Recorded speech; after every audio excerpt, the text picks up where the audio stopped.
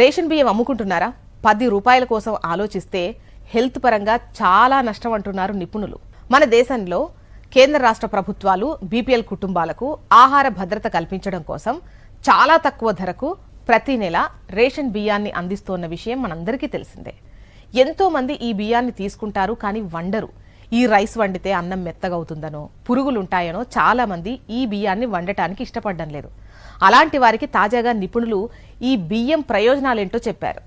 ప్రభుత్వం తెల్ల రేషన్ కార్డుదారులకు అందించే ఫోర్టిఫైడ్ రైస్లో ఎన్నో పోషకాలుంటాయని ఇటీవలే ఇన్స్టిట్యూట్ ఆఫ్ న్యూట్రిషన్ తెలిపింది. ఈ బియ్యంలో అదనంగా zinc, vitamin A, thiamine, riboflavin, niacin, vitamin B6 పోషకాలు కలుపుతారు.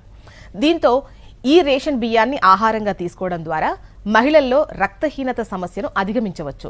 అదేవిధంగా చిన్నపిల్లల్లో రోగ నిరోధక శక్తి పెరుగుతుంది. చాలా మంది ఇన్ని ప్రయోజనాలున్న రేషన్